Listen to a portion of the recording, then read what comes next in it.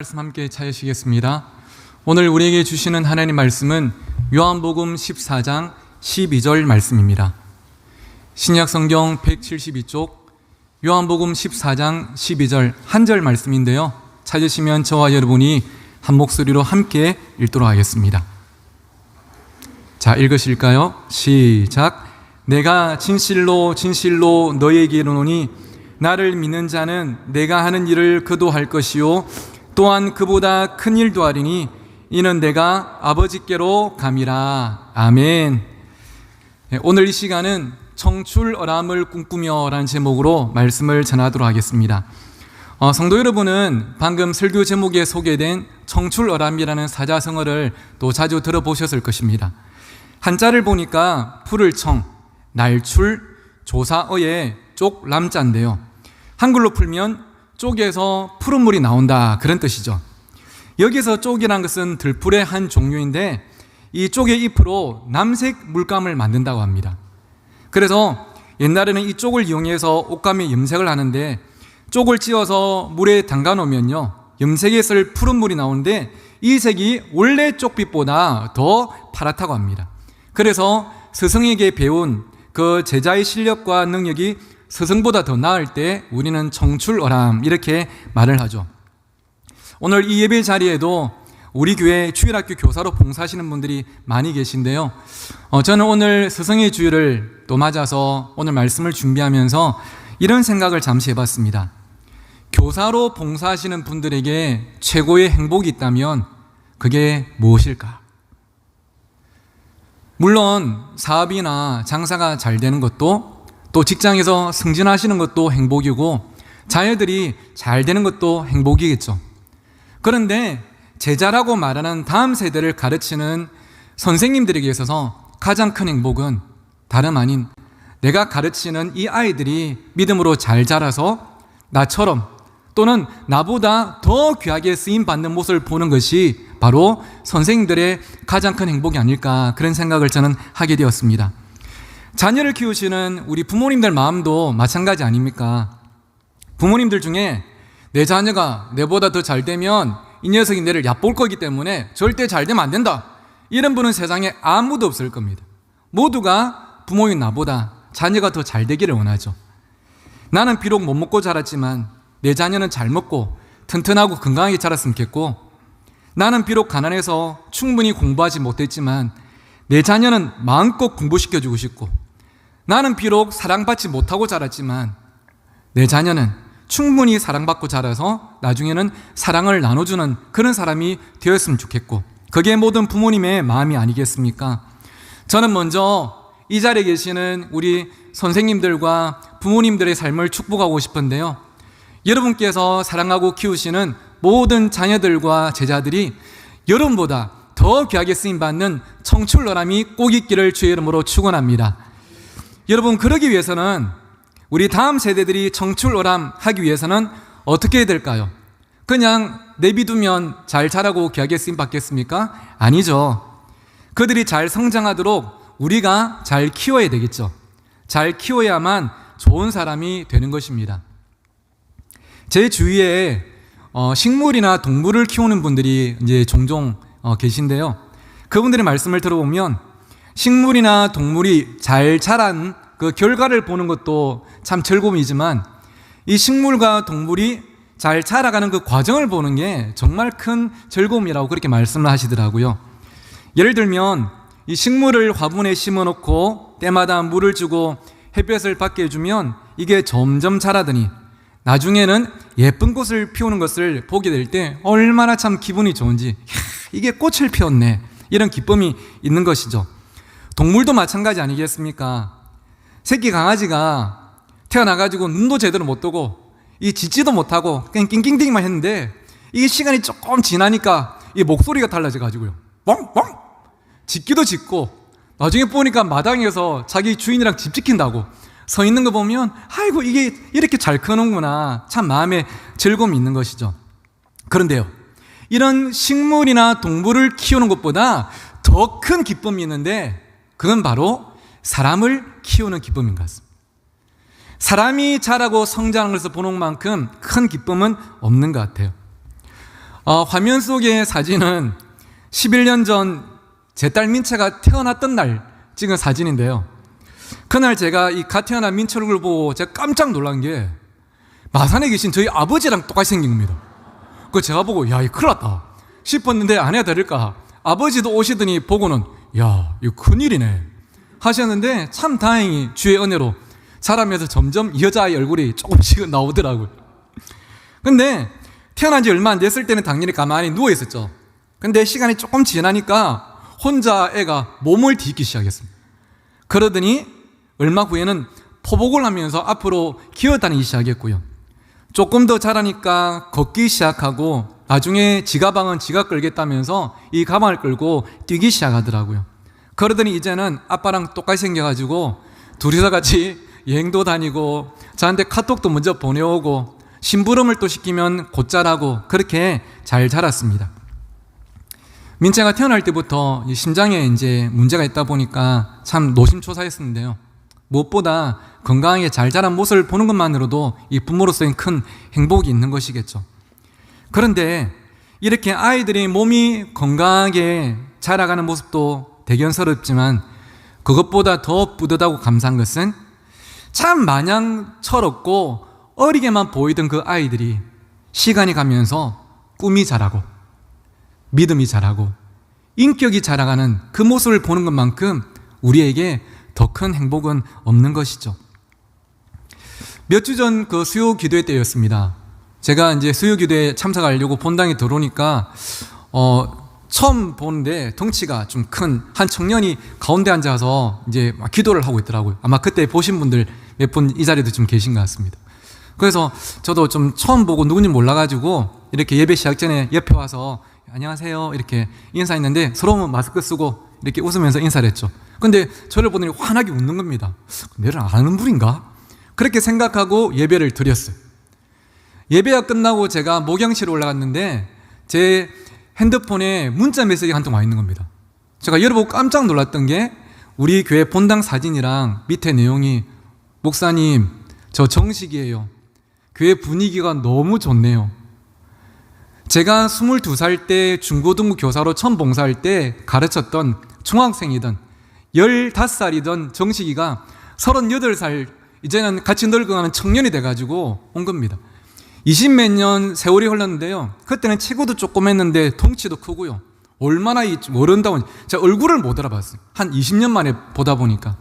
그동안 SNS로만 이렇게 그냥 가끔 연락하고 예전에 이런 거 기억나십니까?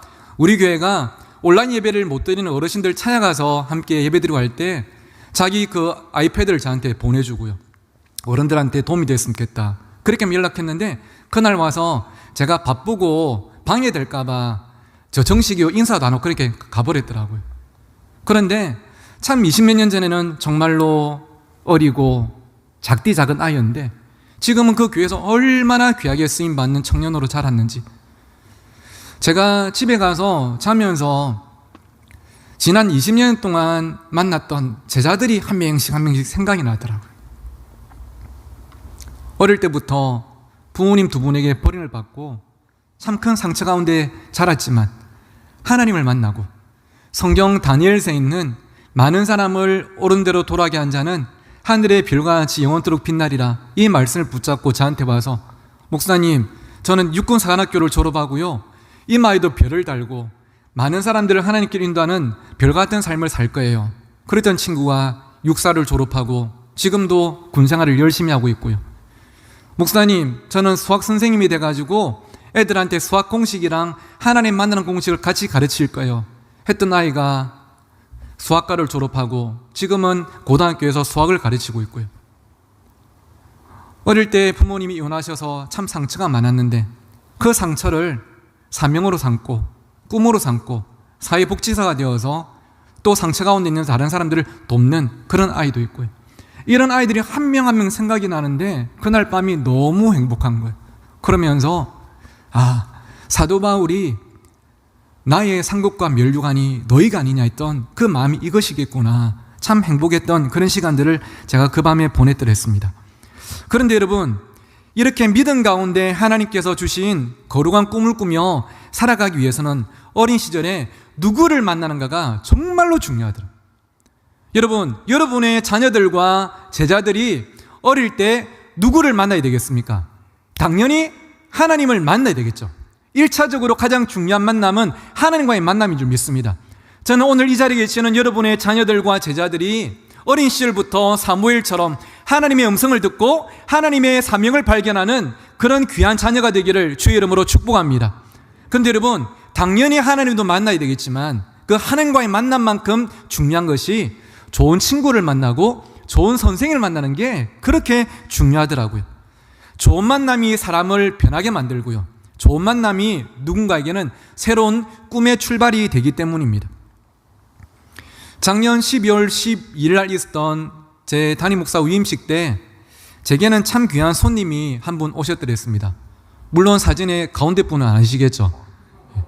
오른쪽에 계시는 제가 청소년 시절 다니기 시작한 모교회 서마산교회 문혜연 장로님, 제가 학창시절에 담임쌤이셨던 이 장로님께서 찾아오셔서 함께 축하를 해 주셨더랬습니다.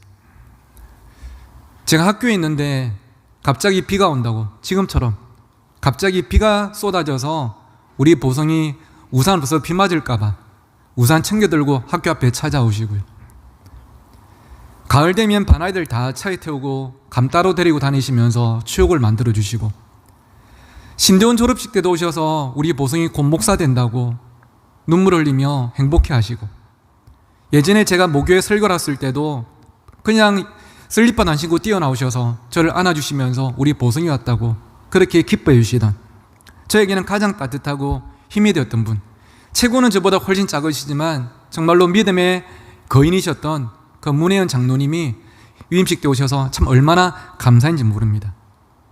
그 외에도 제가 중학교 2학년 때 처음 교회 갔던 날 먼저 다가와서 말 붙여주시고 아들처럼 사랑해주신 이금래 선생님, 집에서 교회까지 걸어서 5분 거리인데 차비 필요하다고 제가 뻥칠 때마다 지갑을 열어서 차비를 건네주셨던 조재호 선생님, 서울로 이사 가시고 나서도 변함없이 제게 연락을 주시고 기도하고 있다고 힘내라고 응원해 주시던 박춘지 선생님, 이런 선생님들이 제게 계셨기 때문에 제가 계속 교회를 다닐 수가 있었고 믿음이 생겼고 지금까지 온 것 같습니다. 방금 마지막에 말씀드렸던 박춘지 선생님은요, 지금은 이제는 연세가 많으신 꼬부랑 할머니 권사님이 되셨는데 서울에 있는 우리 고신교단의 서울시민교회에 출석하고 계십니다. 제가 작년에 우리 교회 부임하기 전에 마지막으로 갔던 집회가 서울시민교회 집회였습니다. 갔는데 권사님이 그 자리에 오셔서 저를 안아주시면서 얼마나 좋아하시는지, 근데 제가 권사님을 이렇게 안아드리는 순간 그냥 가슴이 뭉클했던 게요, 제가 학창시절에 이 권사님이 저를 안아주실 때마다 제가 느꼈던 권사님만의 참 포근한 이 향이 있었거든요. 근데 그 향이 작년에도 저랑 꼭 왔는데 그게 또 여전히 느껴지는 거예요. 변함없는 그분의 사랑과 그분의 향이 느껴져서 참 행복했던 그 시간들이 지금도 기억이 납니다. 그런데 이렇게 누군가의 사랑으로 자라온 것이 비단 저뿐이겠습니까? 아니겠죠. 이 자리에 있는 우리 모두는 그 대상이 부모님이든 선생님이든 교회 어른이든 누군가의 이런 내리사랑을 먹고 우리는 지금까지 살아왔음을 절대 부인할 수 없을 것입니다. 여러분을 가르치시고 저를 가르치신 그 선생님들은 이제 연세도 드시고 기력도 없어서 봉사를 못 하시거나 또는 소천한 분도 계시겠지만 그분들의 기다림과 헌신과 사랑이 있었기 때문에 오늘 우리가 그분들처럼 이 자리에서 예배하고 신앙생활하며 살아가고 있는 것이겠죠. 성경에도 보니까요, 참 좋은 스승과 제자의 만남을 우리에게 곳곳에서 소개하고 있는데요, 구약 성경의 대표적인 예가 바로 엘리야와 엘리사라고 할 수가 있겠습니다. 엘리야는 제가 지난 신년 특별 새벽기도 때 며칠간 소개해드린 기억이 나시죠? 바알과 아세라를 섬기던 영적인 그 흑암적인 그 시대 가운데 여호와 하나님이 참신이심을 나타냈던 하나님의 선지자 엘리야였고요. 그리고 엘리사는 이름이 좀 비슷합니다. 다른 사람인데 엘리사는 이런 엘리야의 뒤를 이어서 이스라엘의 영적인 부흥과 회복을 계속 이어갔던 그런 부르심을 받은 자입니다. 이 제자 엘리사도 그의 스승이 그랬던 것처럼 많은 기적들을 일으켰습니다. 여러분 기억나시는 게 아마 죽은 아이를 다시 살리고, 또 잃어버린 도끼를 떠오르게 하고, 또 나만 장군의 나병을 고치기도 했죠. 그런데 열왕기하 2장에 보시면요, 어떤 기적이 소개되고 있냐면, 엘리야가 승천하기 전에 엘리사와 마지막으로 함께 인사를 나누는 장면이 열왕기하 2장에 소개됩니다. 여기서 엘리야가 마지막으로 어떤 기적을 일으켰냐면, 2장 8절에 보니까 엘리야가 겉옷을 가지고 말아 물을 치매 물이 이리저리 갈라지고 두 사람이 마른 땅 위로 건너더라. 엘리야가 겉옷을 말아가지고 물을 치니까요, 물이 갈라지고 두 사람이 그 가운데 마른 땅을 건너게 된 거예요. 마치 모세가 지팡이로 홍해를 갈랐던 것처럼 엄청난 영적인 카리스마가 그 자리에서 나타난 것입니다. 그리고 엘리야가 승천하기 전에 마지막으로 옆에 있던 엘리사에게 묻습니다. 9절에 보니까 나를 너에게서 데려감을 당하기 전에 내가 너에게 어떻게 할지를 구하라. 쉽게 말하면 내가 이제 곧 갈 건데 네가 원하는 것이 있냐, 소원이 있냐 물어보는 겁니다. 그때 9절에 보니까 엘리사가 뭐라고 구했냐면, 당신의 성령이 하시는 역사가 갑절이나 내게 있게 하소서 구했어요. 당신의 영감, 당신의 성령이 하시는 역사가 엘리야에게 부으셨던 하나님의 능력과 하나님의 지혜와 하나님의 영광이 나에게 갑절이나 있길 원합니다. 이렇게 그가 구한 거예요. 근데 이 말은요, 내가 엘리야 당신보다 능력이 2배나 뛰어나서 2배나 내가 귀하게 쓰임받거나 2배나 유명해지길 원합니다, 이런 말이 아니었어요. 엘리사는 엘리야를 옆에서 지켜보면서 이 선지자로 살아가고 사명을 감당한다는 게 얼마나 힘든 것인지를 그가 알고 있었어요. 그런데 나는 그 사명을 감당하기에는 너무나 작고 부족한 거예요. 그래서 엘리야를 통해서 하나님께 구하는 것입니다. 하나님, 저에게 이 엘리야에게 주신 영감을 갑절이나 저에게 주십시오. 성령으로 충만하게 해주십시오. 그렇게 간절히 구하고 있는 것이죠.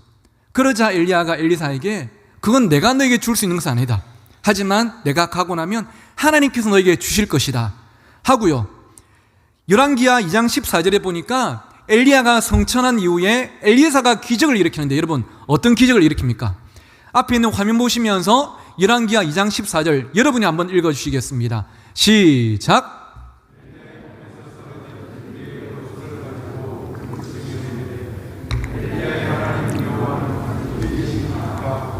그도 물을 치매 물이 이리저리 갈라지고 엘리사가 건너니라. 아멘.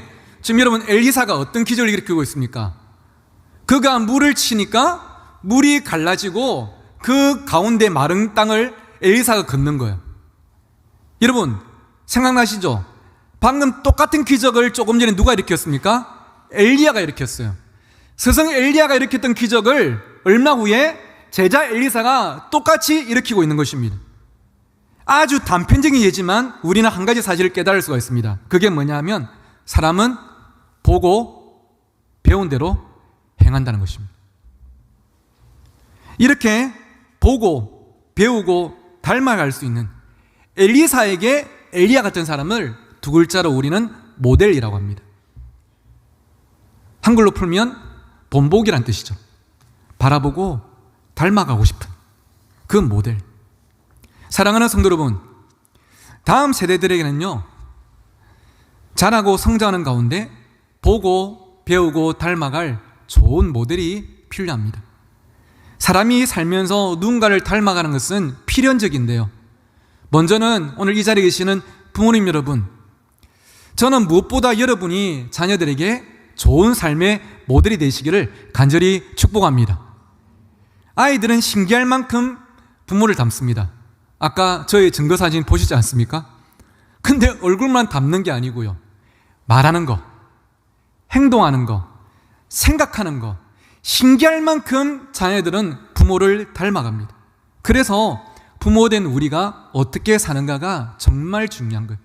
여러분의 삶은요, 여러분만의 삶이 아닌 것입니다. 또 누군가의 삶이 되는 거예요.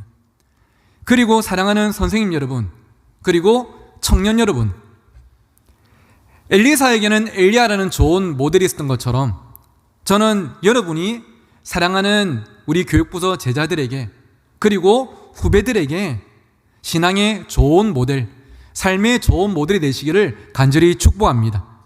주일 만나면 출석 체크만 하고 공과만 가르치고 그 정도에 끝나는 것이 아니라 또 후배들 만나면 밥 한 그릇 사주고 커피 마시면서 이야기 나누고 그 정도에서 멈추는 것이 아니라 정말로 선생님들과 선배들을 바라보면서 우리 다음 세대들이 닮아가고 싶고 저렇게 살고 싶은 삶, 그게 참 중요하죠.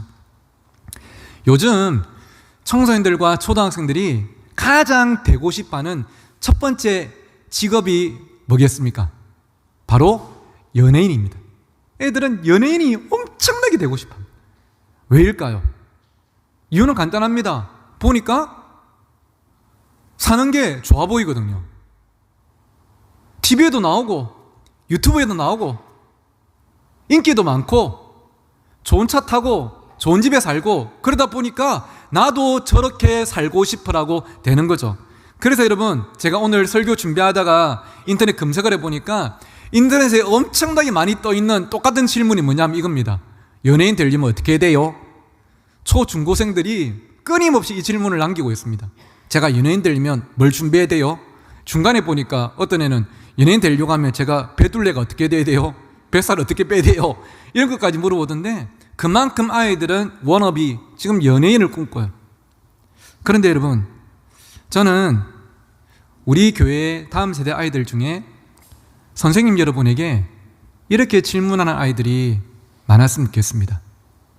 한 꿈마을 어린이가 꿈마을 선생님께 와서 선생님, 저도 나중에 자라서 선생님처럼 꿈마을 교사하려고 하면 저 어떻게 해야 돼요? 고3 학생이 우리 청소년부 선생님께 쌤, 저도 고등학교 졸업하고 나면 쌤처럼 청소년부 교사에서 봉사할 수 있어요? 그 선생님들의 삶이 너무 보기 좋아서 나도 그렇게 되고 싶어서. 그리고 우리 모든 부모님 여러분, 저는 여러분이 자녀들에게 이런 말을 꼭 들으실 수 있으면 좋겠습니다. 엄마, 아빠, 저도 엄마 아빠처럼 살고 싶어요. 엄마 아빠처럼 하나님 사랑하고 이웃들을 위해서 귀하게 쓰임받고 싶어요. 여러분의 사랑과 섬김과 수고가 그 아이들에게 힘이 되고 위로가 되고 꿈이 되어서 또 그렇게 살도록 달려나가게 만드는 가장 원동력이 되는 삶. 할렐루야. 저는 여러분 모두가 꼭 그런 삶이 되시기를 주의 이름으로 축원합니다. 근데 부모로서 사는 것도 힘들지만 주일학교 교사로 산다는 거, 이게 보통 일이 아닙니다. 부모는 부모니까 하지. 내 애도 아닌데 그냥 무조건적으로 사랑하고 기다려주고 내 자존심을 꾸기면서 참아준다? 내 시간과 물질을 내가 다 쏟아붓는다? 이게 보통 일이 아니에요. 또 요즘 애들 얼마나 참 힘듭니까? 아이들이 그래도 유치부에 있을 때는요, 물론 막 울거나 떠들면 그건 힘들지만 그래도 그 모습마저도 사랑스럽지 않습니까? 그랬던 애들이, 그 사랑스럽던 아이들이 꿈마을에 올라가고 고학년이 되면 애들이 이런 말을 시작합니다. 왜요? 아니거든요. 제가 요즘 제일 많이 듣는 말입니다. 그러더니 청소년부에 올라가가지고는요, 청소년부 선생님들의 이 인내심은 한계에 도달하게 되죠. 그래도 차라리 꿈마을에서는 왜요? 말이라도 하지. 청소년 아이들은 말을 안 합니다. 물었으면 대답을 했는데 말을 안 합니다. 설교 때도 고개 푹 숙이고 가만히 있고요. 반별 모임 때도 고개 푹 숙이고 가만히 있습니다. 선생님이 뭐라 말해도 물어도 대답도 안 하고 그렇게 한 10분 정도 고개 푹 숙이고 있다가 처음으로 고개를 딱 들더니 선생님한테 처음 하는 말이 언제 맞춰요? 선생님들이 진짜 미치고 환장을 노리십니다. 그런데 어떻게 보면 진짜 힘든 일인데 이거를 스스로 자원해서 봉사를 하고 있단 말이죠. 결코 쉬운 일이 아닙니다. 그런데 여러분, 생각해보면 그 애들만 그런 게 아니라 우리도 그랬지 않습니까? 어쩌면 몇 년 전 이 자리에 계신 청년 여러분의 모습이었고요, 성도 여러분의 어린 시절 모습이 그와 크게 다르지 않았지 않습니까? 하지만 끝까지 우리를 기다려주시고 포기하지 않으신 하나님과 선생님들과 부모님들의 사랑이 있었기에 오늘 우리가 이 자리에 함께 모여 있는 것이겠죠. 신앙이 충분히 성숙한 사람들은 하나님만 바라보고 신앙생활하면 되지만, 하지만 아직까지 신앙이 성숙하지 못한 우리 자녀들은요, 하나님을 바로 바라보지 못하고 우리를 통해서 하나님을 바라보게 됩니다. 그래서 우리가 참 중요합니다. 오늘 이 자리에 계시는 선생님 여러분, 부모님 여러분, 그리고 청년 여러분, 저는 우리 모두가 우리 자녀들이 우리를 통해서 하나님을 바라볼 수 있게 만드는 그 통로가 되기를 주의 이름으로 간절히 축복합니다. 예수님의 제자들도 마찬가지였죠. 여러분도 아시다시피 세상적인 시각과 조건으로 따진다면 그들은 예수님의 제자가 되기에는 대부분이 자격 미달이었습니다. 많이 배우지도 못했고요, 변변찮은 직업도 없고요, 정말로 죄송하지만 어중이 떠중이 같은 사람들이 대부분이었습니다. 그런데 그랬던 그들이 어떻게 전 세계를 복음화시키는 그런 사람으로 변화되고 쓰임 받았단 말입니까? 그 답은요, 3년 동안 예수님과 함께 했던 시간이었어요. 예수님과 함께 하면서 보고 듣고 배운 대로 그들이 살아간 것입니다. 예수님이 병자들을 치유하신 것처럼 그들은 사람들의 질병을 치유했고요, 예수님이 말씀을 전하신 것처럼 그들도 복음을 선포했습니다. 예수님이 사랑의 삶을 사신 것처럼 그들도 사랑을 말하고 사랑을 노래하며 사랑을 실천하며 살아갔습니다. 그런데 저는 예수님께서 3년 동안 제자들과 함께 하시면서 하셨던 모든 말씀들 가운데 가장 가슴이 뭉클했던, 오늘 스승의 주일을 맞이하고 말씀을 준비하면서 가장 먼저 떠올랐던 성경 구절이 오늘 본문인 요한복음 4장 12절입니다. 오늘 본문은 예수님께서 십자가를 치시기 전에 제자들과 함께 마지막으로 만남을 가지시면서 하셨던 말씀 중에 일부인데요, 화면 보시면서 우리 같이 함께 한번 읽어보겠습니다. 시작. 내가 진실로 진실로 너희에게 이르노니 나를 믿는 자는 내가 하는 일을 그도 할 것이요 또한 그보다 큰 일도 하리니 이는 내가 아버지께로 감이라. 아멘. 예수님께서 제자들에게 뭐라 말씀하셨냐면, 지금 제자들은 불안해요. 예수님께서 떠나가신다고 하니까 또 그들은 또 변변찮은 답이 없는 인생을 살까봐 이분이 우리의 메시아가 될 줄 알았는데 떠나신다고, 심지어 죽으신다니까 엄청나게 두려운 것이죠. 그때 예수님께서 제자들에게 말씀하십니다. 너희들 나 믿지? 예. 그러면 내가 그동안 했던 일을 너희들도 하게 될 것이다. 그뿐 아니라 너희들은 그것보다 큰 일도 하게 될 것이다.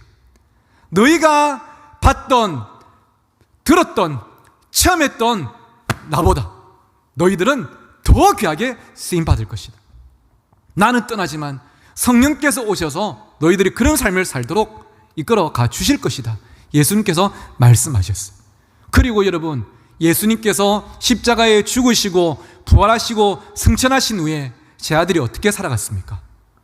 예수님은 예루살렘과 유대와 사마리아까지 말씀을 전하셨지만 제자들은요, 예루살렘과 유대와 사마리아와 땅끝까지 이르러서 그들은 복음을 전하면서 예수님의 발걸음이 미치지 않은 그곳까지 가서 하나님 나라를 이루어갔지 않습니까? 예수님이 만났던 사람들보다 훨씬 많은 사람들을 제자들이 만났고요, 예수님께서 고치시고 살리신 사람들보다 훨씬 많은 사람들을 제자들이 살리고 고쳤지 않습니까?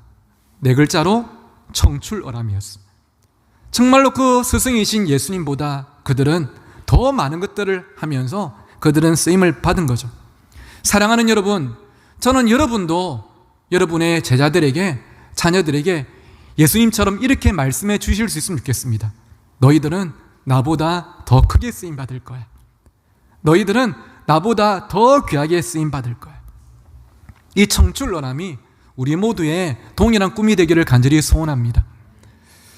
우리 교회는 여러분 아시는 것처럼 네 분의 사역자들이 저와 함께 동력을 하고 교회를 이끌고 섬기고 있습니다. 오늘 찬양인도 하신 우리 조태한 목사님, 진성만 목사님, 박미루 강도사님, 김오준 전도사님, 참 한 분 한 분이 다들 너무 참 설교도 잘하시고 관계도 잘 맺으시고 사역을 또 탁월하게 하시는데 이분들이 함께 있으니까 또 시너지가 있어서 얼마나 감사한지 모르겠습니다. 저는 이 네 분보다 나이로는 선배고 형입니다. 그리고 담임 목사이기도 합니다. 그런데 이들을 만날 때마다 함께 사역하면서 제가 늘 꿈꾸는 것이 있습니다.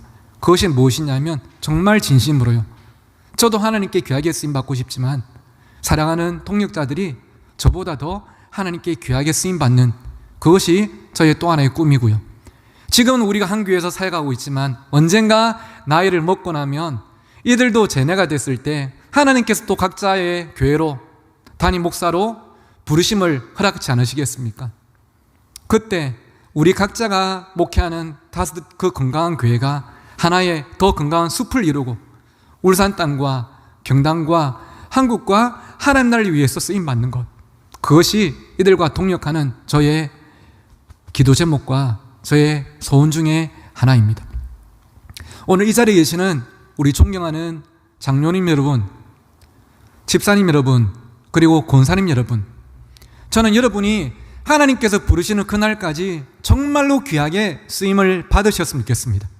하지만 하나님 저를 귀하게 써주십시오, 이 기도에서 끝나지 마시고요, 오늘 이 자리에 있는 여러분의 후배 직분자들을 위해서 하나님, 저도 하나님께 귀하게 쓰임받지만 이번에 세워진 중직자들, 저의 모든 후배 직분자들이 저보다 더 귀한 장로로, 집사로, 권사로 쓰임받게 해 주십시오. 이것이 여러분의 기도 제목이 꼭 되기를 간절히 바랍니다. 그리고 우리 교회를 찾는 모든 새가족들을 따뜻하게 맞이하고 연락하고 돕는 우리 새가족팀, 소울케어팀, 예배팀, 그리고 모든 봉사 여러분, 저는 여러분이 새가족들을 맞이할 때마다 이렇게 기도하셨으면 좋겠어요. 하나님, 이분이 비록 지금은 새가족이지만 머지않아서 이 교회에서 저보다 훨씬 더 귀하게 쓰임받기를 원합니다. 저는 우리 교회가 그런 교회가 꼭 되었으면 좋겠습니다. 우리 교회 곳곳에서, 교육부서에서, 구역에서, 사역팀에서 이런 청출너람이 계속 일어나서 지금도 너무 좋지만 앞으로가 더 기대되는, 앞으로가 더 좋은 우리 울산 신정교회 공동체가 꼭 되기를 주의 이름으로 축원합니다. 말씀을 맺겠습니다. 저는 지금까지 다음 세대 사역을 계속 해오면서 아무리 애들을 좋아해도 저도 솔직히 힘들 때가 있더라고요. 자존심이 상하고요, 지치기도 하고요. 그래서 그냥 시쳇말로 때려치우고 싶은 그런 순간도 없지가 않았습니다. 그런데 그때마다 제가 제 마음을 추스리면서 다시 한 번 더 제가 고백하는 그냥 저만의 제가 만든 슬로건이 있는데요, 바로 이 문장입니다. 모든 거목은 묘목일 때가 있습니다. 처음부터 큰 나무 거목은 없습니다. 모두가 처음에는 작은 보잘것없는 신뢰가 가지 않는 묘목이었지만, 하지만 끝까지 이 나무를 포기하지 않고 사랑을 쏟을 때에 그 묘목이 거목이 되는 것처럼 지금은 믿음이 자랑 같지가 않고 예의도 없고, 하지만 내가 끝까지 주님의 사랑으로 포기하지 않고 이들을 사랑할 때 묘목 같은 그들이 언젠가는 거목처럼 자라서 하나님께 쓰임받을 것이다. 그것이 지금까지 저를 지탱해 줬던 가장 큰 힘인 것 같습니다. 저는 우리 교회에 출석하고 있는 학생들 중에 저보다 훨씬 더 귀하게 쓰임받는 목사님들이 많이 나왔으면 좋겠습니다. 그리고 정치와 경제와 교육과 문화, 예체능 모든 부분에서 이 시대를 이끌어가고 또 낮은 곳에서 약한 자들을 섬겨주는 역량이 있는 소수들이 우리 울산 신정교회에서 여러분의 사랑과 기도를 통해서 많이 배출되기를 간절히 소원합니다. 그러기 위해서는요, 누구보다 우리 선생님들의 역할이 중요하고 우리 부모님들의 역할이 중요하지 않겠습니까? 이 아이들을 끝까지 포기하지 않고 기다려주고 안아주고 기도해주는 어른이 꼭 필요한 것이죠. 오늘 스승의 주일을 맞아서 우리 선생님들을 위해 교회가 작은 선물을 준비했는데요, 사실은 어떤 값비싼 선물도 이 선생님들의 수고와 헌신에 비하면 이게 표현이 안 되죠. 근데 그냥 너무 감사하다는 응원하는 교회의 어떤 마음의 표현 아니겠습니까? 그 올해 준비한 게 뭐냐면 이게 뭔지 아시겠습니까? 우산입니다. 좀 생긴 게 좀 특이하죠. 좀 기능성이고 이것도 조금 더 들어갔습니다. 이게 표면요, 이 사이즈도 좀 넉넉하죠, 그렇죠? 이 우산이 오늘처럼 비가 올 때 이 우산 밑에만 들어가면 비를 피할 수 있는 것처럼 오늘 이 자리에 계시는 사랑하는 선생님들, 부모님들이 우리 다음 세대들의 인생의 우산이 꼭 되어주셨으면 좋겠습니다. 아이들이 인생을 살아가다가 비를 맞고 참 많이 힘들어할 때에 옆에 가서 이 우산 밑에서 그들이 쉬어가고 다시 힘을 얻고 꿈꾸며 나갈 수 있도록 우리 선생님들이, 우리 부모님들이 이 우산 역할을 꼭 해주시면 참 좋겠다, 그런 마음으로 오늘 설교를 준비를 했습니다.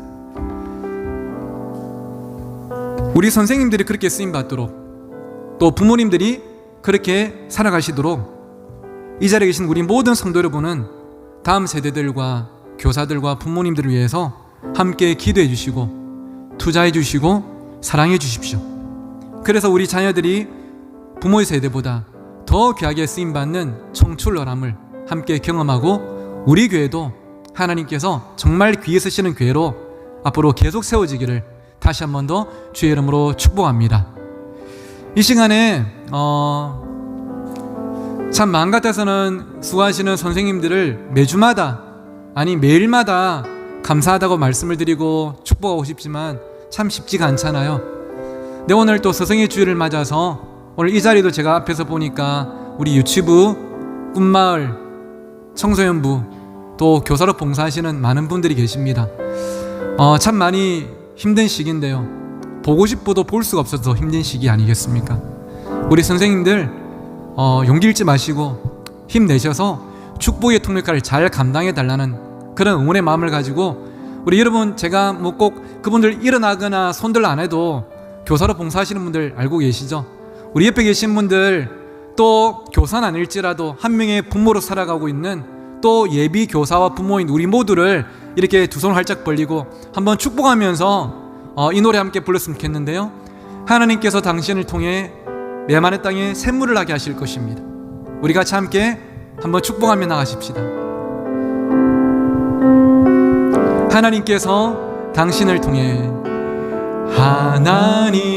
하나님께서 당신을 통해 메마른 땅에 샘물 나게 하시기를, 가난한 영혼, 목마른 영혼, 당신을 통해 주 사랑 알기 원하네.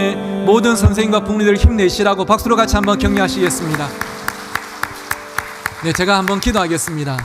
하나님, 교사라는 이름으로, 부모라는 이름으로 살아가고 있는 우리 모든 분들을 두 손 들어 축복합니다.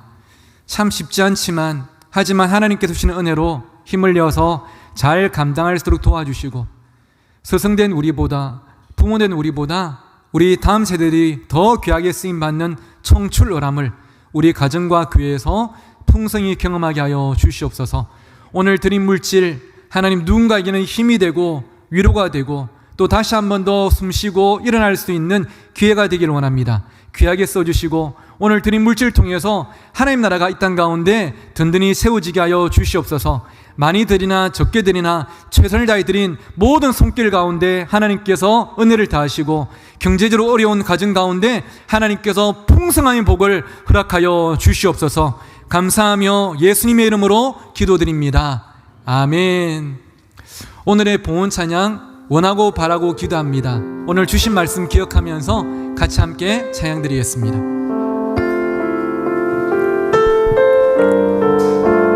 하나님, 우리가 그런 삶이 되기를 원합니다. 기도하는 마음으로 이 세상을 살아가는 동안에 나의 힘을 의지할 수 없으니 기도하고 낙심하지 말 것은 주께서 참 소망이 되심이라. 2절입니다. 주의 길을 걸어가는 동안에 세상의 것 의지할 수 없으니 감사하고 낙심하지 말 것은 주께서 참 기쁨이. 후렴 부르실 때 우리 가슴에 손을 얹고 하나님의 꿈이 나의 비전이 되고 예수님의 성품이 나의 인격이 되고 성령님의 권능이 나의 능력이 되길 원하고 바라고. 후렴 한 번만 더 고백하면서 하나님의 꿈이 나의 비전이 되고 예수님의 성품이 나의 인격이 되고 성령님의 권능이 나의 능력이 되길 원하고 바라고 기도합니다. 할렐루야. 꼭 그런 우리 모두의 삶이 되기를 간절히 원합니다.